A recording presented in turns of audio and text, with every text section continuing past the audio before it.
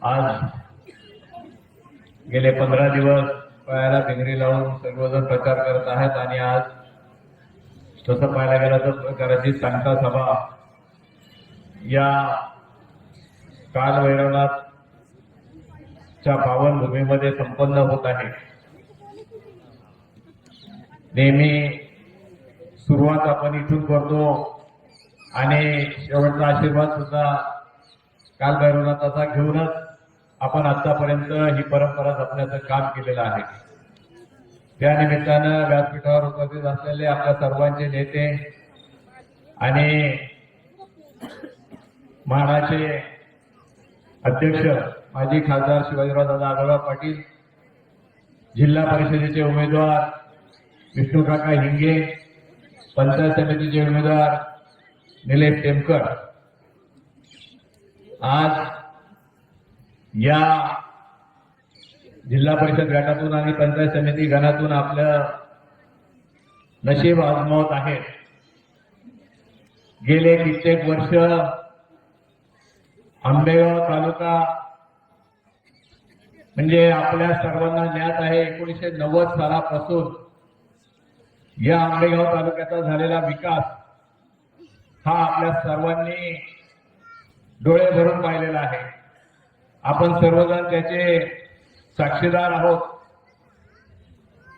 मग नामदार वळसे पाटील साहेब असो, शिवाजीराव दादा आहेत, या दोघांच्या जोडीने टप्प्याटप्प्याने सुरुवातीच्या काळामध्ये खूप त्रासातून या आंबेगाव तालुक्याचा कायापालट करण्याचा प्लॅन तयार केला गेला आणि खऱ्या अर्थाने जो काही शाश्वत विकास म्हणतात, आनंदराव शिंदे मगाशी सांगत होते, खरा शाश्वत विकास जर झाला असेल तर माननीय नामदार दिलीपराव वळसे पाटील साहेब आणि शिवाजीराव दादा आढळराव पाटील यांच्या या प्रेरणेतून खरा शाश्वत विकास झाला।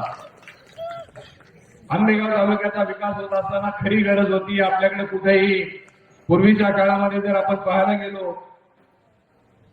तर दुष्काळी तालुका म्हणून या आंबेगाव तालुक्याची ओळख होती। पोटाची खळगी भरण्यासाठी बरीचशी मंडळी पुण्या मुंबईला जात होते।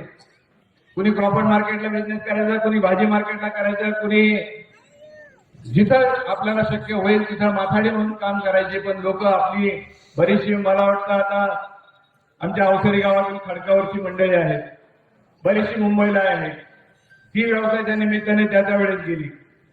परंतु त्याच्यानंतर अलीकडच्या काळामध्ये जर मी पाहिलं तर मुंबईला जाण्याचा ओघ हा थांबला का?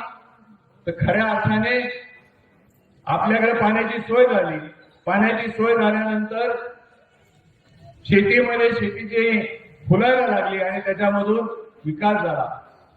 दादांच्या आणि साहेबांच्या नेतृत्वाखाली भीमाशंकर कारखाना उभा राहिला आणि त्या कारखान्याची ज्यावेळेस उभा राहिला त्याची सुरुवात झाली आणि त्याच्यातून खऱ्या अर्थाने 2 पैसे मिळायला लागले।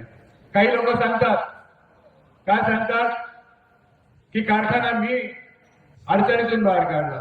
दादा आणि मी पण सुरुवातीच्या काळापासून भीमाशंकर कारखान्यामध्ये संचालक म्हणून काम करतो।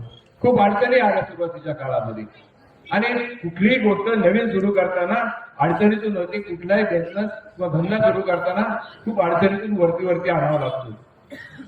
कारखाना कधी अडचणीतून बाहेर निघाला आपल्या सगळ्यांना माहिती आहे। ज्या वेळेस नामदार वळसे पाटील साहेब ऊर्जा मंत्री होते आणि ज्यावेळेस ऊर्जा मंत्री झाले साहेब, त्यावेळेस को जनरेशनचा प्रोजेक्ट हा साहेबांच्या माध्यमातून त्यावेळेस सँक्शन झाला।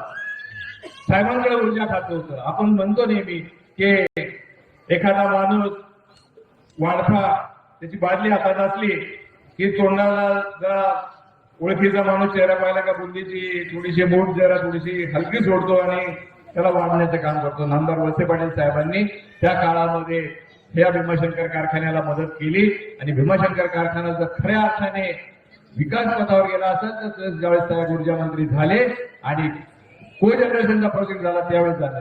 कावळ्याला उडायला खादीला उडायला झाला की त्यावेळेस कोणतरी चेअरमन म्हणून बसलं आणि त्याला असं वाटायला लागलं की बाबा माझ्यामुळे या कारखान्याची उन्नती झाली। पण असं कधी होत नाही। आतापर्यंत जे काही झालं कारखान्याची प्रगती झाली, दादा त्याला साक्षीदार आहेत। दादानी आणि साहेबांनी ज्यावेळेस दूरदृष्टीचे निर्णय घेतले त्या काळात कारखान्याची प्रगती झाली। आता अलीकडल्या काळामध्ये टीका करण्याचं काम केलं जातं. काका म्हणले आम्हाला काही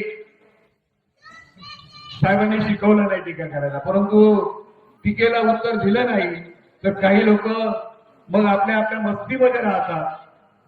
आता अलीकडल्या काळामध्ये विधानसभेच्या निवडणुकीपासून देवेंद्र शेठ शहा आणि बाळासाहेब पेंडे हे त्यांना खुपायला लागलेत आणि मग काहीतरी सुरू केलं.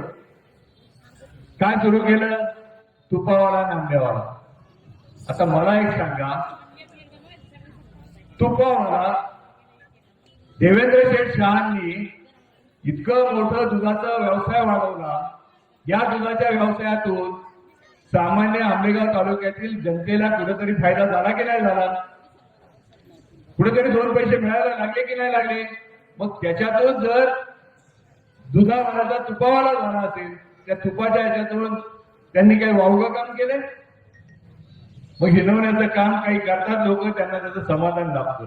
आता माझ्यासारखा, माझ्या वाडवडिलांचा बिझनेस हा फ्रूटचा बिझनेस. गेले 100 वर्ष आमची पेढी क्रॉफर्ड मार्केट पासून आतापर्यंत काम करते. आता आंब्याचा